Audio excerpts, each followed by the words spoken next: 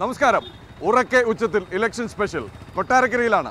മാവേലിക്കര മണ്ഡലം അടൂർ മാറി മാവേലിക്കര ആയ ശേഷം 2 തെരഞ്ഞെടുപ്പ്. രണ്ടിലും വിജയക്കൊടി പാറിച്ചത് കൊടിക്കുന്നിൽ സുരേഷ്.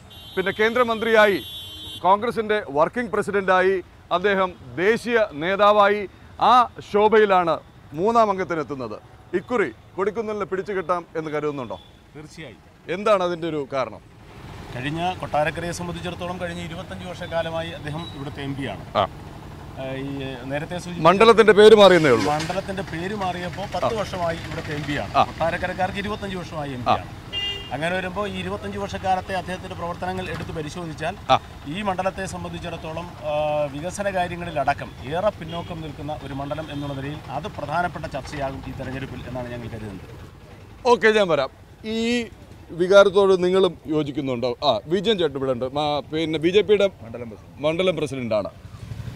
ഒരു കാരണവശാലും യോജിക്കുന്നില്ല. കാരണം കഴിഞ്ഞ 25 വർഷമായിട്ടെന്ന് പറയുമ്പോൾ തന്നെ 10 വർഷമായിട്ട് മാവേലിക്കരയുടെ ആളാണെങ്കിലും ഇവിടെ യാതൊരു വിധമായ വികസനങ്ങളും ഇന്നുവരെ കൊണ്ടുവന്നതായിട്ട് ഒരു റിപ്പോർട്ട് പോലും ചെയ്യാൻ പറ്റുന്നില്ല. അവരും തന്നെ പറഞ്ഞു. അതേപോലെ തന്നെയാണ് വിശ്വാസികളുടെ വിഷയം വന്നപ്പോഴും ഈ MP ഞങ്ങളാരും കണ്ടില്ല. ഇവിടുത്തെ വിശ്വാസ സമൂഹത്തിൻ്റെ ഒരു വിഷയം ഉണ്ടായപ്പോഴും MP എവിടെയായിരുന്നു എന്നുള്ളതാണ് ഞങ്ങൾ ചോദിക്കുന്നത്. ഓക്കെ, തിരിച്ചെത്താം.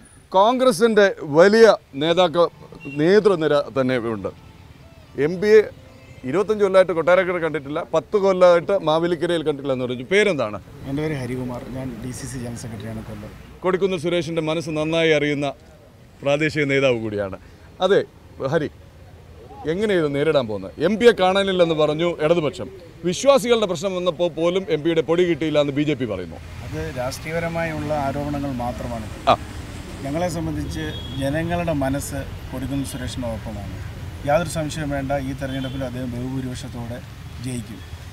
ഇവിടെ നാട്ടിൽ കണ്ടില്ല എന്ന് ഒരു വിഭാഗം പറയുമ്പോൾ ഒരു പ്രതിപക്ഷ MP ആയിട്ട് കൂടി കഴിഞ്ഞ 5 വർഷം വളരെ വിപ്ലവകരമായ ഒരു വികസന പ്രവർത്തനമാണ് ഇവിടെ മാവേലിക്കര പാർലമെൻറ്റ് മണ്ഡലത്തിൽ നിന്ന് നടത്താൻ കഴിഞ്ഞത്. ഈ മാവേലിക്കര പാർലമെൻറ്റ് മണ്ഡലത്തിന് മുമ്പ് അടൂർ മണ്ഡലത്തെക്കുറിച്ച് പറഞ്ഞു. ഈ അടൂർ മണ്ഡലം ഉണ്ടായ കാലം തൊട്ട് ഏതാണ്ട് 10-30 വർഷം CPI ആണ് ഇവിടെ പ്രതിനിധീകരിക്കുന്നത്. 89-ലാണ് കൊടിക്കുന്നിൽ സുരേഷ് കടന്നു വരുന്നത്. ഈ 89 മുതലും ഈ മണ്ഡലം ഉണ്ടായ കാലഘട്ടത്തിൽ CPI ഇവിടെ വന്നു. MP-മാരായി പാർവതി തങ്കപ്പൻ, PK കൊടിയൻ, ആദിച്ചൻ തുടങ്ങിയ MP-മാർ വന്നു. എന്ത് വികസന പ്രവർത്തനമാണ് അവരിവിടെ കൊണ്ടുവന്നതെന്നുള്ളതും 1989 ശേഷം കൊടിക്കുന്നിൽ സുരേഷ് കൊണ്ടുവന്ന വികസന പ്രവർത്തനം. അതിനുശേഷം ഇടയ്ക്ക് അദ്ദേഹം 2 പ്രാവശ്യം പരാജയപ്പെട്ടു. അപ്പോൾ CPIയുടെ MP കടന്നു വന്നു.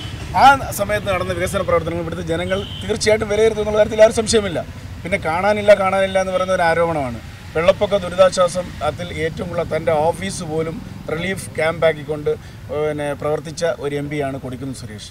അതുകൊണ്ട് ഈ 24 മണിക്കൂറും പ്രവർത്തിക്കുന്ന 2 ഓഫീസ് അദ്ദേഹത്തിന് ഈ പാർലമെൻറ്റ് മണ്ഡലത്തിൽ.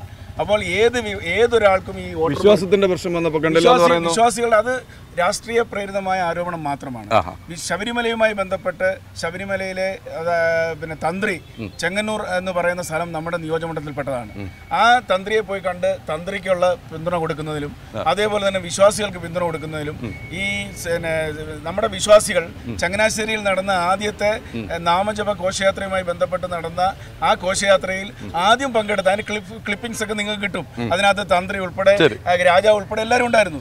അതും പോയിട്ട് 6 ദിവസം ആലപ്പുഴയിൽ നിന്നും പന്തളം വഴി പത്തനംതിട്ടയിലേക്ക് വിശ്വാസ സംരക്ഷണ പദയാത്ര നടത്തിയ ആളെ കണ്ടില്ല എന്ന് പറഞ്ഞാൽ ജനങ്ങൾ വിശ്വസിക്കും. അത് ശരിയാണ്. BJPക്കാർ അതിന് മറുപടി പറയണം. ഈ വിശ്വാസ സംരക്ഷണ നാമജപ ഘോഷയാത്രയിലടക്കം പങ്കെടുക്കുകയും തന്ത്രിയെ സന്ദർശിക്കുകയും വിശ്വാസികൾക്കൊപ്പം നിന്ന് MP നിങ്ങൾ കണ്ടില്ലെന്ന് പറഞ്ഞാൽ എങ്ങനെ ശരിയാവാം? അത് നമ്മളെ പറയുന്ന ഒരുമാതിരി പറ്റിക്കൽ പരിപാടിയാണ്. യാതൊരു റിസ്ക്കും എടുക്കാതെ ഒരു പദയാത്ര നടത്തിയാൽ വിശ്വാസികളുടെ വിശ്വാസം സംരക്ഷിക്കപ്പെടും എന്നുണ്ടെന്നുണ്ടെങ്കിൽ ഈ ശബരിമലയിൽ പദയാത്ര നടത്തിയെന്ന് അവരാണ് പറയുന്നത്. എന്തൊക്കെയോ നടന്നിട്ടുണ്ട്, പലയിടത്തും പോയി കുത്തിയിരുന്ന് കാണും. പക്ഷെ വിശ്വാസി സമൂഹത്തിന് വേണ്ടി എന്താ ചെയ്തത്? അദ്ദേഹം ഇവിടെ വികസനം കൊണ്ടുവന്നു എന്ന് പറഞ്ഞു. എന്ത് വികസനമാണ്? ഇപ്പോഴത്തെ റിപ്പോർട്ടുണ്ട്, അദ്ദേഹത്തിന്റെ വികസനമാണ്. ഇപ്പോഴത്തെ അതേ ആസ്തിയുടെ വികസനം 702% ആ ഒരു വികസനമാണ് യഥാർത്ഥത്തിൽ കൊട്ടാരക്കരയിലും മാവേലിക്കരയിലും വന്നിട്ടുള്ളത്. അല്ലാതെ എന്ത് വികസനം കൊണ്ടുവന്നു എന്ന് പറയട്ടെ. വെറുതെ വികസനം എന്ന് പറയാതെ എന്ത് വികസനമാണ് കൊണ്ടുവന്നത് പോയിന്റ് ഔട്ട് ചെയ്യട്ടെ. അതെ, അത് നമുക്ക് ചോദിക്കാം. അതെ, വിശ്വാസത്തിന്റെ കാര്യത്തിൽ എന്തായാലും കോൺഗ്രസും BJP ഒറ്റക്കെട്ടാണ്. വിശ്വാസികളുടെ താല്പര്യം സംരക്ഷിച്ചേ പറ്റൂ. പിന്നെ ഈ CPIയുടെ MP-മാർ പോയപ്പോൾ ഒന്നും കാണാത്ത വികസനം ഇവിടെ കൊണ്ടുവന്നു എന്ന് പറഞ്ഞു. നിങ്ങൾ കണ്ണട ചിരുട്ടാക്കുകയാണോ ശരി? PK കൊടിയനും ഭാർഗവി തങ്കപ്പനും എല്ലാം MP-മാരായത് അന്ന് ഐക്യജനാധിപത്യ മുന്നണിയില്ല, ഐക്യമുന്നണിയുടെ ഭാഗമായിരുന്ന ഘട്ടത്തിലാണ്, കോൺഗ്രസ് മുന്നണിയുമായി ബന്ധപ്പെട്ട് നിൽക്കുന്ന ഘട്ടത്തിലാണ് ഇവരെല്ലാം MP-മാരായിരുന്നിട്ടുള്ളത്. അവർക്ക് അങ്ങനെ ഒരു പോരായ്മ വന്നിട്ടുണ്ടെങ്കിൽ അത് കോൺഗ്രസിന്റെ കൂടി പോരായ്മയാണ് എന്ന് വിലയിരുത്തണം. ഒന്ന്. രണ്ടാമത്തെ കാര്യം, ഈ വികസന പ്രവർത്തനങ്ങളുടെ കാര്യത്തിൽ ഏറെ മുന്നോട്ട് പോയി എന്ന് ശ്രീ ഹരികുമാർ ഇവിടെ പറയുമ്പോൾ എംപിക്ക് 24 മണിക്കൂറും പ്രവർത്തിക്കുന്ന 2 ഓഫീസ്. എംപിക്ക് 2 അല്ല 200 ഓഫീസ് പ്രവർത്തിക്കാനുള്ള സാമ്പത്തിക ശേഷി ഉണ്ട് എന്നുള്ളത് ഇപ്പോൾ വന്നിട്ടുള്ള കണക്കുകൾ തെളിയിക്കുന്നുണ്ട്. അത് വേറെ കാര്യം, ഞാൻ അതല്ല പറയാൻ ആഗ്രഹിക്കുന്നത്. ഇപ്പൊ വെള്ളപ്പൊക്ക ദുരിതാശ്വാസ പ്രവർത്തനങ്ങളിൽ ക്യാമ്പ് ഓഫീസായി ഇത് പ്രവർത്തിച്ചിരുന്നു എന്ന് പറഞ്ഞാൽ വെള്ളപ്പൊക്ക ദുരിതം അനുഭവിക്കുന്ന ആളുകളുടെ ഇടയിൽ ചെന്ന് അവസാനം അവിടുന്ന് ഓടി രക്ഷപ്പെടേണ്ടുന്ന സ്ഥിതി പോലും ഈ എംപിക്ക് ഉണ്ടായി എന്നുള്ളത് മറക്കാൻ പാടില്ല. കാരണം ഏറെ നിരുത്തരവാദപരമായ സമീപനമാണ് ഇക്കാര്യത്തിലടക്കം അദ്ദേഹം സ്വീകരിച്ചിട്ടുള്ളത് എന്നുള്ളത് വ്യക്തമാണ്. ഓക്കെ, മറുപടി ഈ എന്തെങ്കിലും പോരായ്മ CPI എംപിമാർക്ക് ഉണ്ടായിട്ടുണ്ടെങ്കിൽ അത് ഐക്യമുന്നണിയുടെ ഭാഗമായിരുന്നുകൊണ്ട് അവിടുന്ന് കിട്ടിയ ദോഷമാണെന്ന് പറയുന്നു. പിന്നെ ദുരിതാശ്വാസത്തിന് ഇറങ്ങിയിട്ട് അവിടുന്ന് ഓടി ഒളിക്കേണ്ടി വന്നു എംപിക്ക്. കൊടിക്കുന്നിൽ സുരേഷ് ദുരിതാശ്വാസ പ്രവർത്തനങ്ങളിൽ പബ്ലിസിറ്റിക്ക് വേണ്ടിയുള്ള പ്രവർത്തനമല്ല നടത്തിയത്. ജനങ്ങളോടൊപ്പം നിന്ന് ആ തെരഞ്ഞെടുപ്പിന്റെ വോട്ടിംഗ് റിസൾട്ട് വരുമ്പോൾ അറിയാൻ കഴിയും. അദ്ദേഹം നടത്തിയ ഓരോ പ്രവർത്തനങ്ങൾ, ക്യാമ്പുകൾ നടത്തി. ഇവിടുത്തെ ഒരു മന്ത്രിയായ CPIയുടെ മന്ത്രി രാജു അന്ന് അമേരിക്ക പോയിട്ട് സ്യൂട്ടും കൊട്ടിട്ട് പോയത് നമ്മൾ കണ്ടതാണ്. ജർമ്മനി അദ്ദേഹത്തെ തിരിച്ചു വിളിക്കേണ്ടി വന്നൊരു സാഹചര്യം പോലും ഉണ്ടായി. മനസ്സിലായല്ലോ. അപ്പൊ അങ്ങനെയുള്ളവരാണ് ഇവിടുത്തെ ഈ കാര്യങ്ങൾ പറഞ്ഞത്. അതുകൊണ്ട് ഇതൊന്നും ഒരു പ്രസക്തിയില്ല. പിന്നെ കൊടിക്കുന്നിൽ സുരേഷിനെ മാത്രമേ ക്യാമ്പുകളിൽ കയറ്റിയുള്ളൂ, വേറെ ആരും കയറ്റിയില്ല. G സുധാകരൻ വന്നിട്ട് ആൾക്കാർ വഴക്ക് പറഞ്ഞു, ബാക്കിയുള്ള മന്ത്രിമാർ വന്നിട്ട് ആൾക്കാർ വഴക്ക്. പക്ഷേ കൊടിക്കുന്നിൽ സുരേഷിന് ഭക്ഷണം വിളമ്പി കൊടുക്കാനും അവരോടൊപ്പം കഴിയാനും അവരോടൊപ്പം ഉറങ്ങാനും പറ്റിയ കൊടിക്കുന്നിൽ സുരേഷ് സെൽഫി എടുക്കാൻ നില്ലെന്നേ ഉള്ളൂ. ഈ സെൽഫി എടുക്കാത്തതാണോ അപ്പോൾ പാവം കൊടിക്കുന്നിൽ ചെയ്ത കുഴപ്പം? കൊടിക്കുന്നിൽ ക്യാമ്പിൽ പോയി അവരോടൊപ്പം താമസിച്ചു. പല ഇടത്ത് മന്ത്രിമാരെയും കയറ്റാത്ത ക്യാമ്പ്. പിന്നെ CPIക്കെതിരെ ഒരു ഒളിയമ്പ് വന്നിട്ടുണ്ട്. ആ മന്ത്രി ജർമ്മനിയിലാണ് പോയെന്ന്. ഇവിടെ ദുരിതാശ്വാസം നടക്കേണ്ടത് കോട്ടയത്തിന്റെ ചുമതലയായിരുന്നു മന്ത്രിക്ക്. അദ്ദേഹം ആ നാട്ടിൽ നന്നായി ഈ വിഷയത്തിൽ ഇടപെട്ടിട്ടുണ്ട്. അപ്പോൾ കോട്ടയം കേരളത്തിലല്ലേ? അതല്ല ഞാൻ പറഞ്ഞത്, അദ്ദേഹത്തിന് കോട്ടയത്തെ ചുമതല, അദ്ദേഹം വൃത്തിയായി ഇടപെട്ടു എന്ന് അവിടുത്തെ ജനങ്ങൾ പറഞ്ഞത് നമുക്ക് ചാനലിലെല്ലാം കാണാൻ സാധിച്ചതാണ്. എന്നാൽ മാവേലിക്കര MPയെ കുറിച്ച് ഞങ്ങൾ ആരോപണം ഉന്നയിച്ചതല്ല. കേരളത്തിലെ ചാനലുകൾ എടുത്ത് ചർച്ച ചെയ്താണ് ഒരു MP ഉടയാത്ത ഡ്രസ്സുമായി ദുരിതാശ്വാസ ക്യാമ്പിൽ അവസാന ഘട്ടത്തിൽ ചെന്നപ്പോൾ അദ്ദേഹത്തിനോട് ആട്ടി ഓടിക്കുന്ന രീതിയിലാണ് സാധാരണക്കാർ ഇടപെട്ടത്. അത് CPIക്കാരോ CPMമാരോ മറ്റാരോ അല്ല ഈ ആരോപണം ഉന്നയിച്ചത്. സാധാരണ ജനങ്ങളുടെ വികാരം കേരള ജനത മൊത്തത്തിൽ കണ്ടതാണ്. അതിൽ കൂടുതലൊന്നും തെളിവ് ഞങ്ങൾക്ക് എടുത്തു കാണിക്കാനില്ല ഈ MPയെ കുറിച്ച്. CPI തികഞ്ഞ ആത്മവിശ്വാസത്തിൽ തന്നെയാണ്. ഒരു ലൈറ്റ് വെയ്റ്റ് സ്ഥാനാർത്ഥിയെ ഒരു പക്ഷേ കോൺഗ്രസ് ക്യാമ്പോ കൊടിക്കുന്നിൽ സുരേഷോ ഐക്യ ജനാധിപത്യ മുന്നണിയോ പ്രതീക്ഷിച്ചിരുന്നുവെങ്കിൽ ആ പ്രതീക്ഷ തകിടം മറിച്ചുകൊണ്ട് ചിറ്റയം ഗോപകുമാർ എന്ന സിറ്റിംഗ് MLA ഇറക്കി പോരിനൊരുങ്ങുകയാണ് CPIയും ഇടതുപക്ഷവും. ഉറക്കെ ഉച്ചത്തിൽ ഇലക്ഷൻ സ്പെഷ്യൽ. കൂടുതൽ ശബ്ദങ്ങൾ നമുക്ക് കേൾക്കാം. നേമത്ത് BJP അക്കൗണ്ട് തുറന്നു, കേരള അസംബ്ലിയിൽ അക്കൗണ്ട് തുറന്നു. ലോക്സഭയിൽ എന്തെങ്കിലും സാധ്യതയുണ്ടോ കേരളത്തിൽ നിന്ന് അക്കൗണ്ട് തുറക്കാൻ? 100% സാധ്യതയുണ്ട്. തിരുവനന്തപുരം സീറ്റ് മാത്രമല്ല, ഈ പറയുന്ന മാവേലിക്കരയിൽ വരെ ഞങ്ങൾക്ക് 1,85,000 വോട്ട് കഴിഞ്ഞ നിയമസഭാ തെരഞ്ഞെടുപ്പിലൂടെ കിട്ടിയിട്ടുണ്ട്. ഒരു ബൂത്തിൽ ഒരു 75 വോട്ട് വർദ്ധിപ്പിക്കാനുള്ള സാഹചര്യം ഇപ്പോൾ ഉണ്ട്. എന്തായാലും BJPയും BDJSും NDA ഇക്കുറി ഒന്ന് മത്സരിച്ച് ഇത്ര വോട്ട് ഇത്ര ശതമാനമെന്ന് തെളിയിക്കാനല്ല, ജയിക്കും എന്ന വിശ്വാസത്തോടുകൂടി പ്രഖ്യാപനത്തോടുകൂടി മുന്നോട്ട് പോവുകയാണ്. നമുക്ക് വീണ്ടും കോൺഗ്രസിൻ്റെ UDFന്റെ ശബ്ദങ്ങൾ കേൾക്കാം. ധാരാളം വിമർശനങ്ങൾ വന്നു. പേരെന്താ? എൻ്റെ പേര് രാധാകൃഷ്ണനുള്ള. എനിക്ക് ഇവിടെ രാഷ്ട്രീയ വിവാദങ്ങൾ പറയാനല്ല ഉദ്ദേശിക്കുന്നത്. കൊടിക്കുന്നിൽ സുരേഷിനെ സംബന്ധിച്ചുള്ള ഇവിടുത്തെ പ്രശ്നമാണ് പറയാൻ ഉദ്ദേശിക്കുന്നത്. ഇവിടെ ഇടതുപക്ഷം ഒരു പ്രാവശ്യം ഒരു സ്ഥാനാർത്ഥിയെ മാറ്റി പരീക്ഷിച്ച് നോക്കി. അതോടുകൂടി ഇവിടുത്തെ വോട്ടർമാർക്ക് മനസ്സിലായി ഇനി രക്ഷയില്ലെന്ന്. അതുകൊണ്ട് ഒരു കാരണവശാലും ഈ തെരഞ്ഞെടുപ്പിലും കൊടിക്കുന്നിൽ സുരേഷിന് ഒരു പരാജയമില്ല. അതിന് പ്രത്യേകമായ ഒരു കാരണമുണ്ട്. കൊടിക്കുന്നിൽ സുരേഷിനെ കൊട്ടാരക്കലുള്ള ഓഫീസിൽ പോയി കാര്യം സാധിക്കാത്ത BJPക്കാരോ CPMമാരോ ഇല്ല. എല്ലാ പാർട്ടിക്കാരും അദ്ദേഹത്തിന്റെ ഓഫീസിൽ പോയി കാര്യം സാധിക്കുന്നുണ്ട്. അങ്ങനെ വ്യക്തമായി പല ആൾക്കാരും നമ്മൾ പേരെടുത്ത് പറയാൻ പറ്റില്ല. അദ്ദേഹം പറഞ്ഞത്, ഞാൻ ജയിച്ചു കഴിഞ്ഞാൽ ഞാൻ മാവേലിക്കര പാർലമെന്റിന്റെ MP ആണ്, അതുകൊണ്ട് എനിക്ക് പിന്നീട് ഇന്ന രാഷ്ട്രീയക്കാരല്ല കോൺഗ്രസ്സുകാർക്ക് അങ്ങനെ പൊതുവായ ഒരു പ്രവർത്തനമായിട്ട് നടത്തുന്നതുകൊണ്ട് ഇനി അദ്ദേഹം വൻപിച്ച ഭൂരിപക്ഷത്തിൽ ഇവിടെ ജയിക്കുമെന്നാണ് ഞങ്ങളുടെ ആത്മവിശ്വാസം. ശരി ഹരി, വൈറ്റ് ആൻഡ് വൈറ്റ് ഇട്ട് മാറി നിന്നു എന്നല്ല ആക്ഷേപം. അത് തികച്ചും അവരെ പ്രചരിപ്പിക്കുന്ന ഒരു പ്രചരണം മാത്രമാണ്. അപ്പോൾ അദ്ദേഹത്തെ സംബന്ധിച്ച് അദ്ദേഹം പൊതുവായി ഉപയോഗിക്കുന്ന ഡ്രസ്സ് അതാണ്. അദ്ദേഹം അവിടെ ആ ക്യാമ്പ്, ഞാൻ ദൃസാക്ഷിയാണ്, ആ ക്യാമ്പിൽ നിന്നുകൊണ്ട് പ്രതിരോധ മന്ത്രി നിർമ്മല സീതാരാമനെ ഫോണിൽ വിളിച്ചാണ് ഹെലികോപ്റ്ററിൻ്റെ സേവനം അവിടെ ചെങ്ങന്നൂരിൽ ലഭ്യമാക്കിയത്. അതേപോലെ തന്നെ മുങ്ങൽ വിദഗ്ധരെ അവിടെ എത്തിക്കാനുള്ള വളരെ അശ്രാന്തമായ പരിശ്രമം അദ്ദേഹം നടത്തി. അത് കേന്ദ്രമന്ത്രിമാരുമായി ബന്ധപ്പെട്ടുകൊണ്ട് നേവൽ അതുപോലെ എയർഫോഴ്സിൻ്റെ സദേൺ എയർ കമാൻഡും അതേപോലെ തന്നെ സദേൺ നേവൽ ചീഫുമായിട്ടൊക്കെ ബന്ധപ്പെട്ടാണ് അവിടെ ആ ഒരു തരത്തിൽ ആ ക്രമീകരണം ചെയ്തത്. ഇതിപ്പോൾ തെരഞ്ഞെടുപ്പ് വന്നപ്പോൾ അത് അംഗീകരിക്കുന്നില്ല എന്നുള്ളതാണ്, അല്ലാതെ വേറെ യാതൊരു വിധത്തിലുള്ള അതിനകത്ത് അടിസ്ഥാന ഇതാണ്. ഒരു കാര്യം കൂടെ ഇവിടെ റെയിൽവേയുടെ വികസനത്തെ കുറിച്ച് അവിടെ ഫ്ലക്സ് മാത്രം കൊണ്ടുവച്ചു. അതെ, 1989 കൊടിക്കുന്നിൽ സുരേഷ് വന്നതിന് ശേഷം തുടങ്ങിയ മീറ്റർ ഗേജ് ബ്രോഡ് ഗേജ് ആയി കൺവേർഷൻ അത് ഈ 2019 പൂർത്തിയാക്കി.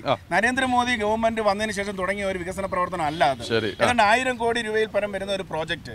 അതിനകത്ത് പുനലൂരിൽ നിന്നും ആ പണി പുനലൂർ വരെ പൂർത്തിയാക്കി പുനലൂരിൽ നിന്നും 6 പുതിയ ട്രെയിനുകൾ തുടങ്ങാൻ കഴിഞ്ഞത് ഒരു വികസനമല്ലെന്ന് പറഞ്ഞാൽ ഇവിടുത്തെ വോട്ടർമാർ വിശ്വസിക്കുമോ എന്നുള്ളത് ഒരു ഞങ്ങൾക്ക് ജനങ്ങളുടെ ഇടയിലേക്ക് ഞങ്ങൾ ചോദിക്കും.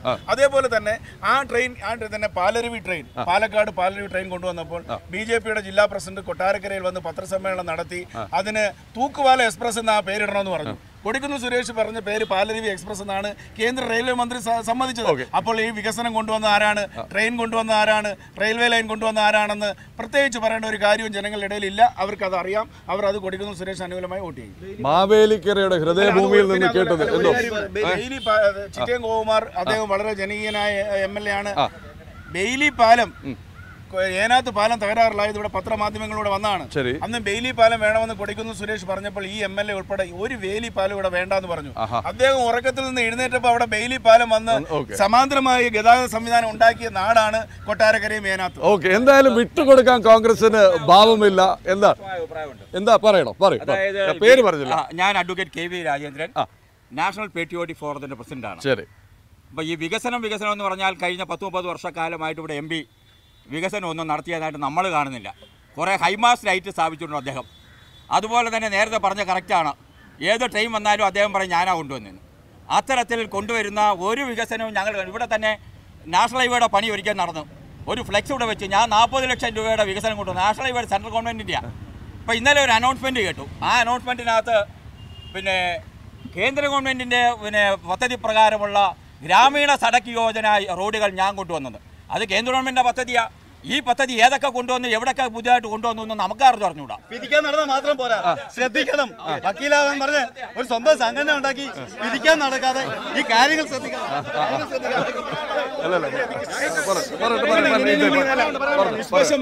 ഒരു കാര്യം കൂടെ, നിഷ്പക്ഷമായി എന്ന് പറയുമ്പോൾ നിഷ്പക്ഷമായി എന്ന് പറയുമ്പം അതൊരു നിഷ്പക്ഷനായിരിക്കണം. ഇദ്ദേഹം ഒരു പഴയ KSUവിന്റെ താലൂക്ക് പ്രസിഡന്റാണ്. അദ്ദേഹം പഴയ KSUവിന്റെ താലൂക്ക് പ്രസിഡന്റാണ്, NSUവിന്റെ നേതാവായിരുന്നു. അദ്ദേഹം കൃഷ്ണകുമാർ മന്ത്രിയായിരുന്ന സമയത്ത് അദ്ദേഹത്തിന്റെ കുടുംബത്തോട് അപമര്യാദയായി പെരുമാറി എന്ന് പറഞ്ഞ് പാർട്ടിയിൽ നിന്ന് പുറത്തായ ആളാണ്. അപ്പൊ അദ്ദേഹം എങ്ങനെ നിഷ്പക്ഷനാകും? അത് ഞാൻ കൂടുതലായി പറഞ്ഞാൽ ഒരുപാട് വേണ്ടി വരും. 2014 ജനങ്ങൾക്ക് നൽകിയ വാഗ്ദാനങ്ങൾ പാലിക്കപ്പെടാത്ത കേന്ദ്ര സംസ്ഥാന സർക്കാരുകളെ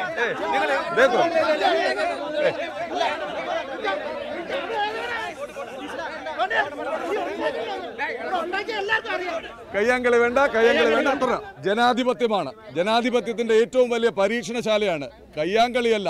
അഭിപ്രായം, പ്രത്യയശാസ്ത്രം, നിലപാട്, നയങ്ങൾ. ആർക്കും അഭിപ്രായം പറയാം. ഒട്ടും പേടി വേണ്ട. കേട്ടില്ല, ഈ MP നടത്തിയ ഇത്രയും വികസന പ്രവർത്തനങ്ങൾ കാണാൻ പറ്റില്ലെങ്കിൽ ഒന്നുകിൽ തിമിരം അല്ലെങ്കിൽ കണ്ണ് കെട്ടി വെച്ചിരിക്കുകയാണ് അല്ലേ? അല്ല, എന്ത് വികസന പ്രവർത്തനമാണ് ഇവിടെ നടത്തിയത് എന്ന് പറഞ്ഞാലല്ലേ തിമിരമാണോ കണ്ണുകെട്ടിക്കളിയാണോ എന്ന് മനസ്സിലാകും. ഇവിടെ ഒരു വികസന പ്രവർത്തനവും നടന്നിട്ടില്ല. കൊട്ടാരക്കര എനിക്ക് തോന്നുന്നു ഈ നമ്മുടെ ഈ മീറ്റർ ഗേജ് ബ്രോഡ് ഗേജ് പറഞ്ഞല്ലോ. മീറ്റർ ഗേജ് ബ്രോഡ് ഗേജ് ആക്കി. അത് ഈ കൊട്ടാരക്കരയിൽ മാത്രം ഉണ്ടായൊരു സംഭവമല്ല. ഇപ്പൊ കൊല്ലത്ത് പോകുമ്പോ കൊല്ലത്തെ MP പറയുന്നു ഞാനാണ് ഇതെല്ലാം വികസിപ്പിച്ചത്. കൊല്ലത്തുനിന്ന് അദ്ദേഹം വണ്ടി കയറി കൊട്ടാരക്കര ഇറങ്ങുമ്പോൾ കൊട്ടാരക്കര MP കൊട്ടാരക്കരയിൽ നിന്ന് കയറി പറയുന്നു ഇത് ഞാനാണ് വികസിപ്പിച്ചത്. അതാണ് ഞങ്ങൾ ചോദിക്കുന്നത്, റിലേ ആണോ ഇത്? സ്വാഭാവികമായി റെയിൽവേ അടക്കമുള്ള രംഗങ്ങളിൽ വികസനം സ്വാഭാവികമായി ഉണ്ടാകേണ്ടതാണ്. MP-യുടെ പങ്ക് ഞാൻ മറിച്ച് കാണുന്നില്ല. പക്ഷേ ഇതിനെ ഇതല്ല വികസനം. ഇത് മാത്രമല്ല വികസനം. വികസനം എന്ന് പറയുന്നത് ഇപ്പൊ കൊട്ടാരക്കരയിൽ ഏറ്റവും കൂടുതൽ ഈ വാഹനപ്പെരുപ്പം ഉള്ള ഒരു പ്രദേശമാണ് ഈ കൊട്ടാരക്കര. ഏറ്റവും കൂടുതൽ കൺജക്ഷൻ, എപ്പോഴും വാഹനത്തിരക്ക് ഉണ്ടാകുന്ന പ്രദേശം. ആ വാഹനത്തിരക്ക് ഒന്ന് മാറ്റുന്നതിന് വേണ്ടി ഇവിടെ എന്തെങ്കിലും പുതിയ നിർമ്മാണ പ്രവർത്തനങ്ങൾ ഏറ്റെടുക്കാൻ ഈ MP-ക്ക് കഴിഞ്ഞിട്ടുണ്ടോ? ഞങ്ങൾക്ക് കഴിഞ്ഞിട്ടുണ്ട്. ഞങ്ങൾ അതിനു വേണ്ടിയുള്ള ഇടതുപക്ഷ ജനാധിപത്യം ഉന്നയിക്കാനുള്ള പരിശ്രമങ്ങൾ നടത്തുന്നുണ്ട് എന്ന് ഞങ്ങൾക്ക് വ്യക്തമായി പറയാൻ കഴിയും. ഈ ബഡ്ജറ്റിലടക്കം അതിന് തുക വകകൊള്ളിച്ചിട്ടുണ്ട്.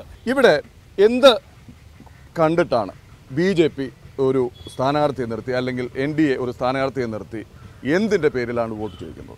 ഇന്ത്യയുടെ പ്രധാനമന്ത്രി നരേന്ദ്രമോദി പറഞ്ഞു സാഗി എന്ന് പറഞ്ഞ ഒരു പ്രോജക്റ്റിലൂടെ ഒരു ഗ്രാമം നിങ്ങൾ ദത്തെടുക്കണം. കൊടിക്കുന്നിൽ സുരേഷ് ഏത് ഗ്രാമമാണ് ദത്തെടുത്തതെന്നാണ് ഞങ്ങൾക്ക് ചോദിക്കുവാനുള്ളത്. അടിസ്ഥാനപരമായിട്ടുള്ള ഒരു ജനവിഭാഗത്തെ വാർത്തെടുക്കുന്നതിന് വിധമായിട്ടുള്ള എല്ലാ സൗകര്യങ്ങളും ഒരു MP ക്കുള്ളപ്പോൾ അദ്ദേഹം ഓടുന്ന വണ്ടിയിൽ ഉറങ്ങുന്ന യാത്രക്കാരനായിട്ടാണ് പ്രവർത്തിച്ചത്. അക്കമിട്ട് പറയാൻ പറഞ്ഞിട്ടുണ്ട് കൊടിക്കുന്നിൽ സുരേഷ് MP-യുടെ വികസന നേട്ടങ്ങൾ. ഓടുന്ന വണ്ടിയിൽ ഉറങ്ങുന്ന യാത്രക്കാരനായിരുന്നു അദ്ദേഹം. ഇത് വെറും കുപ്രചരണം മാത്രമാണ്. അത് ബഹുമാനപ്പെട്ട MP-യുടെ സമഫലമായി ധാരാളം വികസന പ്രവർത്തനങ്ങൾ നടന്ന ഒരു 1 2 3 4 5 ഇവിടെ ESI ആശുപത്രിയുടെ കാര്യം പറഞ്ഞാൽ ESI ഡിസ്പെൻസറികൾ, പോസ്റ്റ് ഓഫീസ്, അതുപോലെ തന്നെ പാരിപ്പള്ളി മെഡിക്കൽ കോളേജിന് വേണ്ടി ഇത്തരത്തിലുള്ള എല്ലാ മിലിറ്ററി ക്യാൻറ്റീന്, അതുപോലെ തന്നെ അവർക്ക് ട്രെയിനിന്റെ പുതിയ ട്രെയിനുകൾ അനുവദിക്കുക, ഇത്തരത്തിൽ ധാരാളം കാര്യങ്ങൾ അദ്ദേഹത്തിന്റെ സമഫലം നടന്നിട്ടുണ്ട്. ഇവിടെ ഇപ്പോൾ നമുക്ക് ചർച്ച ചെയ്യപ്പെടേണ്ടത് ജനങ്ങളെ ബാധിക്കുന്ന എന്താണ് പറയൂ എന്ന മാവേലിക്കരയുടെ വിഷയം പറയൂ. മാവേലിക്കര ജനങ്ങൾ വോട്ട് ചെയ്യാൻ ബൂത്തിലേക്ക് നീങ്ങുമ്പോൾ അവരുടെ മുന്നിൽ ഉയരാൻ പോകുന്ന പ്രശ്നങ്ങൾ എന്താണ്? ഈ റോഡാണോ, ആ ട്രെയിനാണോ, മോദി സർക്കാരാണോ, സംസ്ഥാന സർക്കാരിന്റെ പ്രവർത്തനമാണോ, MP-യുടെ പ്രവർത്തനമാണോ, കുടിവെള്ളമാണോ? ഈ രണ്ട് ഗവൺമെന്റുകളും ജനങ്ങൾക്ക് നൽകിയ വാഗ്ദാനങ്ങൾ പാലിച്ചിട്ടില്ല. അതായത് കേന്ദ്ര സർക്കാരും സംസ്ഥാന സർക്കാരും. പറയാം, അവര് പ്രകടന പത്രികയിൽ 50 രൂപയ്ക്ക് പെട്രോൾ നൽകും, 250 രൂപയ്ക്ക് ഫോൺ കൊടുക്കും, അതുപോലെ തന്നെ 2 കോടി ജനങ്ങൾക്ക് തൊഴിൽ നൽകും, 300 രൂപ ഇവിടുത്തെ റബ്ബറിന് വില വരും, പാചകവാതത്തിന് വില കുറയ്ക്കും. ഇത്തരം കാര്യങ്ങൾ ഈ 5 വർഷം കൊണ്ട് ഇവിടെ ഒന്നും സംഭവിച്ചില്ല. അതിന് പകരമായിട്ട് ജനദ്രോഹ നടപടികളായ GST, നോട്ട് നിരോധനം, അതുമൂലം 300 പേര് മരിക്കുകയുണ്ടായി. GST മൂലം സാധാരണപ്പെട്ട ഇവിടുത്തെ ചെറുകിട കർഷകരും മറ്റ് ബാക്കിയുള്ളവരെല്ലാം അവരെല്ലാം നട്ടലൊടിഞ്ഞെന്ന് തന്നെ പറയാം. നിലവിലുള്ള MP-ക്ക് മോഡി സർക്കാർ അനുവദിച്ച ഒരു കേന്ദ്ര വിദ്യാലയം കൊട്ടാരക്കര കൊണ്ടുവരാൻ കഴിഞ്ഞു. കേന്ദ്രീയ വിദ്യാലയം ഇത്രയും പരാജയമായിട്ടുള്ള ഒരു MP, ഇത്രയും ചരിത്രത്തിൽ ഇത്രയും പരാജയപ്പെട്ട ഒരു MP വേറെ ഇല്ല. അതുപോലെ തന്നെ നമ്മൾ കണ്ടു, പ്രളയം നടന്ന സമയത്ത് ആ MP-യെ ചൂലുകൊണ്ട് ആൾക്കാർ ഓടിക്കുന്ന ഒരു കാഴ്ച നമ്മൾ കണ്ടു. കൊട്ടാരക്കരയിലോ മാവേലിക്കരയിലോ ഒരു വികസനവും കൊണ്ടുവരാൻ അദ്ദേഹത്തിന് കഴിഞ്ഞില്ല. പിന്നെ മോഡി സർക്കാർ അധികാരത്തിൽ അതിന്റെ ഗുണം ഇവിടുത്തെ സാധാരണപ്പെട്ട അദ്ദേഹം പറഞ്ഞ പോലെ പാചകവാതകം ഇന്ന് എല്ലാ വീടുകളിലും എല്ലാവർക്കും കിട്ടുന്ന രീതിയിൽ ഉജ്ജ്വല യോജന കൊണ്ടുവന്നു. ഈ ചെരുപ്പ് കുത്തിയായിട്ടുള്ള ഈ റോഡിന്റെ സൈഡിൽ കിടക്കുന്ന ആൾക്ക് പോലും ജൻധൻ യോജന അക്കൗണ്ട് വന്നു. അയാൾ മരണപ്പെട്ടാലും അയാളുടെ ആശ്രിതർക്ക് 5 ലക്ഷം രൂപ വരെ കിട്ടുന്ന അതിന്റെ ഇൻഷുറൻസ് പദ്ധതിയുണ്ട്. ഇന്ന് എല്ലാം മുദ്രാ ലോണ്. ഇപ്പം ഞാൻ ഒരു വ്യവസായം തുടങ്ങുന്ന ആളാണ്. എനിക്കുൾപ്പെടെയുള്ള ആയിരക്കണക്കിന് ആൾക്കാർക്ക് മുദ്രാ ലോൺ കിട്ടി. കൊട്ടാരക്കര താലൂക്ക് ആശുപത്രി ഉണ്ട്. ആ താലൂക്ക് ആശുപത്രി പോലും NRHM ഫണ്ട് അനുസരിച്ച് കോടിക്കണക്കിന് രൂപ വന്നു. ഇവിടുത്തെ ഗർഭിണികളായിട്ടുള്ള ആയിരക്കണക്കിന് ആൾക്കാർക്ക് വേണ്ടിയിട്ട് അവർക്ക് 6000 രൂപ വെച്ച് കൊടുത്തു. സാഗി പദ്ധതി വെറും തട്ടിപ്പാ. ജനങ്ങളുടെ കണ്ണിൽ പൊടിയിടാൻ വേണ്ടിയുള്ള ഒരു പരിപാടി. പിന്നെ അതേപോലെ കേന്ദ്രീയ വിദ്യാലയത്തെ കുറിച്ച് പറഞ്ഞു. ഇവിടെ നടക്കാത്ത കേന്ദ്ര പദ്ധതികളെല്ലാം അത് കൊടിക്കുന്നിൽ സുരേഷിന്റെ കുഴപ്പം കൊണ്ടാണ്. നടക്കുന്ന പദ്ധതികളെല്ലാം നരേന്ദ്രമോദിയുടെ കഴിവുകൊണ്ടാണ്. ഇവിടെ കേന്ദ്രീയ വിദ്യാലയം അനുവദിച്ചത് നരേന്ദ്രമോദി അല്ല. അതിന് റെക്കോർഡ് സഹിതം ഞങ്ങളുടെ ഉണ്ട്, തെളിവ് ഹാജരാക്കാൻ. മന്ത്രി കപിൽ സിബിലാണ് അനുവദിച്ചത്. പറയുന്നത് കേൾക്കൂ സാർ. അത് ഇവിടെ അതിനുവേണ്ടി 5 ഏക്കർ സ്ഥലം മുഖ്യമന്ത്രിയായിരുന്ന ഉമ്മൻചാണ്ടി സാർ തന്നു. ആ താൽക്കാലികമായി കെട്ടിടം ഡയറ്റ് ക്വാർട്ടേഴ്സ് തന്നു. പക്ഷേ സെൻട്രൽ PWD ഇവിടെ വന്നപ്പോൾ ആ കെട്ടിടം താൽക്കാലികമായി എടുക്കാൻ കഴിയില്ല എന്ന് പറഞ്ഞു സർക്കാർ മാറി. ഈ ഗവൺമെന്റിന്റെ പിറകിൽ ഞങ്ങൾ ഈ കഴിഞ്ഞ 3 വർഷമായി നടക്കുകയാണ് SIRDയിൽ ഒരു കെട്ടിടത്തിന് വേണ്ടി. കാരണം അത് വന്നാൽ അത് കൊടിക്കുന്നിൽ സുരേഷിന്റെ ഒരു ക്രെഡിറ്റ് ആവുമെന്നുള്ളതുകൊണ്ട് ഈ സർക്കാർ അത് മാത്രമല്ല KT ജലീൽ എന്ന് പറയുന്ന മന്ത്രി അതിനകത്ത് ഉത്തരവ് തന്നിട്ട് അത് മാറി ഇപ്പൊ വന്ന മന്ത്രി അത് വീണ്ടും അസ്ഥിരപ്പെടുത്തുന്ന രീതിയിലേക്ക് കില എന്ന് പറയുന്ന ഒരു വകുപ്പിന്റെ കൂടി പിന്നെ റിപ്പോർട്ട് ചോദിക്കുന്ന തരത്തിലേക്ക് അത് മാറ്റി വെച്ചിരിക്കുകയാണ്. മറുപടി പറയണം. കൊടുക്കുന്നിൽ സുരേഷ് ഒന്നും ചെയ്തില്ല എന്ന് പറയുമ്പോൾ ഇതിനൊന്ന് മറുപടി പറയട്ടെ. ഒന്നും ചെയ്തില്ല എന്ന് പറയുമ്പോൾ ഇവിടെ അനുവദിച്ച കേന്ദ്രീയ വിദ്യാലയത്തിന്റെ കെട്ടിടം പോലും വിട്ടുകൊടുക്കാതെ പാവം കൊടുക്കുന്നില്ല അതിന്റെ ക്രെഡിറ്റ് കിട്ടുമെന്ന് വിചാരിച്ചിട്ട് നിങ്ങൾ ഇങ്ങനെ തട്ടിക്കളിക്കുകയല്ലേ? ഞങ്ങൾ വിദ്യാർത്ഥി പ്രവർത്തിക്കുന്ന ആളുകളാണ്. കഴിഞ്ഞ 5 വർഷത്തെ ഉമ്മൻചാണ്ടിയുടെ ഭരണവും ഈ 3 വർഷം കൊണ്ടുള്ള പിണറായി വിജയന്റെ ഭരണവും ചാനലുകളിലെല്ലാം നമ്മൾ കണ്ടതാണ്. ഇത് ഒരു തർക്കമുള്ള കാര്യമല്ല. ഇവിടെ ചരിത്രത്തിലെ ഏറ്റവും മികച്ച രീതിയിൽ വിദ്യാഭ്യാസ വകുപ്പിന്റെ നിറവ് പദ്ധതിയിലൂടെ ഉമ്മൻചാണ്ടി കേരളം ഭരിക്കുന്ന സമയത്ത് വിദ്യാർത്ഥികൾ എയ്ഡഡ് സ്കൂളുകളും ഗവൺമെന്റ് സ്കൂളുകളും വിട്ടുകൊണ്ട് പ്രൈവറ്റ് സ്ഥാപനങ്ങളിലേക്ക് പോയപ്പോൾ ഈ 3 വർഷങ്ങളിൽ അവർ തിരിച്ചു വരുന്ന ഒരു സാഹചര്യമാണ് ഉണ്ടാവുന്നത്. മികവിന്റെ പദ്ധതിയായിട്ടാണ് നിറവ് പദ്ധതിയെ നമ്മൾ കണ്ടുകൊണ്ടിരിക്കുന്നത്. ആ രീതിയിൽ പോകുന്ന ഒരു സർക്കാർ അങ്ങനെ ഒരു വിദ്യാഭ്യാസ സ്ഥാപനത്തിന് ഇത്രയും അംഗീകാരം കൊടുക്കുന്ന ഒരു സർക്കാർ കൊട്ടാരക്കരയിൽ കേന്ദ്ര സർക്കാരിന്റെ ഒരു പദ്ധതി വന്നപ്പോൾ ആ വസ്തു വിട്ടുകൊടുത്തില്ലെന്നൊക്കെ പറഞ്ഞു കഴിഞ്ഞാൽ ചിലപ്പോൾ എന്റെ പ്രിയ സുഹൃത്ത് ഹരിച്ചേട്ടന്റെ കയ്യിലിരിക്കുന്ന റെക്കോർഡ് വീട്ടിൽ വെച്ച് വെച്ചൊക്കെയായിരിക്കും. അത് കൊണ്ടുവരണമായിരുന്നു. ഈ ആരോപണങ്ങളെല്ലാം പൊള്ളയാണെന്ന് ഇതിൽ കൂടെ തെളിവൊന്നുമില്ല.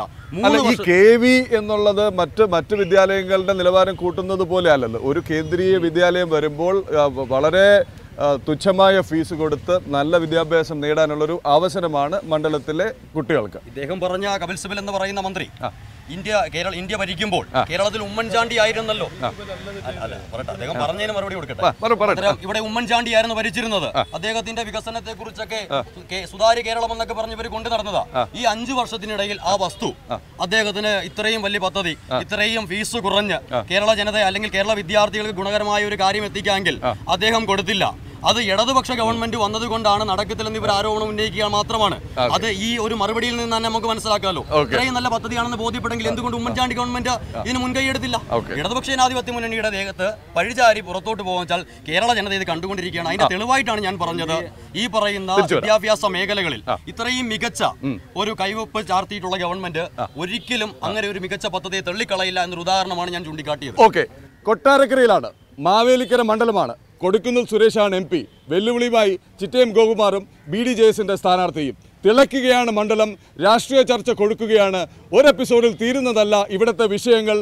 തിരിച്ചെത്താം അടുത്ത ദിവസം 2ാം ഭാഗവുമായി ഉറക്കെ ഉച്ചത്തിൽ. നമസ്കാരം.